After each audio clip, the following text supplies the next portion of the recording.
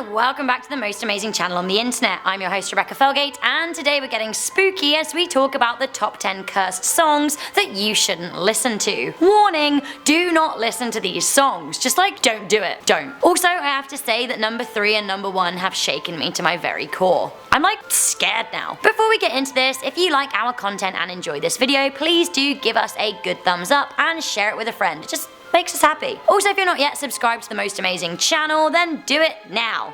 Never ever ever sing or listen to Frank Sinatra's My Way when you're in the Philippines. Don't do it because you literally might die. Written by Paul Anka for Frank Sinatra, My Way, sung at karaoke, is thought to be cursed in the Philippines. Now, it is so cursed that it even has its own crime class with the police out there. There have been articles written about the alleged curse, and it's become such a problem that karaoke bars have banned it from their books. The song seems to incite crowds at bars and has led to a spate of killings. One reveller in the Philippines spoke to the New York Times about the song, saying, "I used to like My Way, but after all the trouble, I stopped singing it. You can get killed." Coming into number 9, we have Robert Johnson's Crossroads. The story goes that blues musician Robert Johnson met the devil at a crossroads and exchanged his soul for musical success. Yeah, he became legendary, but like a lot of musicians, he died aged 27. Many think his song Crossroads is cursed in itself.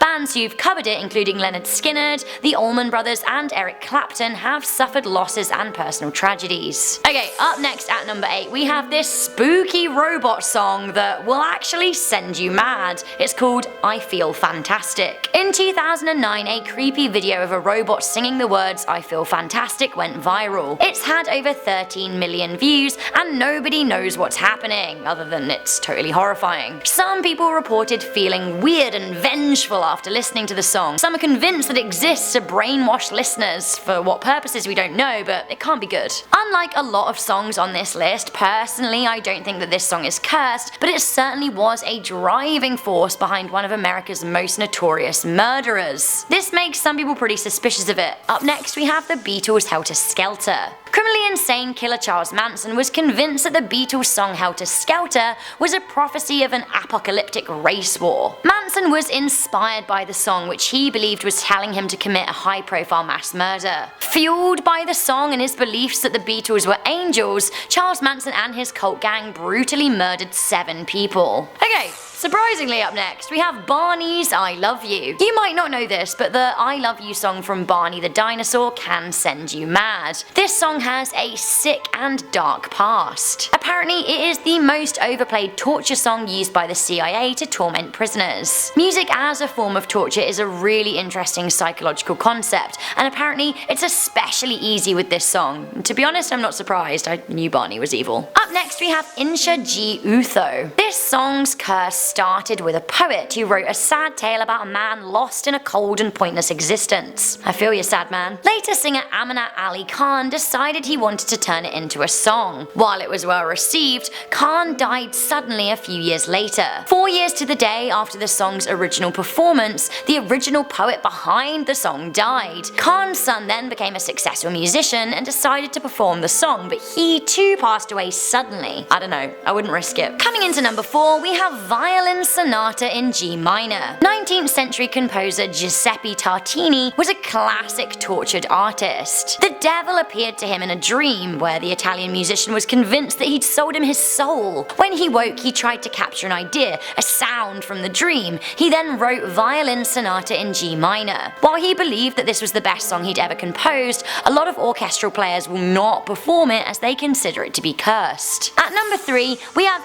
any song, any sound played above 20 kilohertz. Did you know that a sound wave can kill you? These days, terrorists are experimenting with sonic weapons to harm people. If humans are exposed to 177 decibel sound waves at 8 Hz, the sound waves can actually mess with their breathing. The European Space Agency have claimed that humans should never get locked inside their large European acoustic facility, as the sonic onslaught would kill a human. In theory, any song or sound could kill you. It's actually been calculated that 240 decibels could make a human head explode. Nice.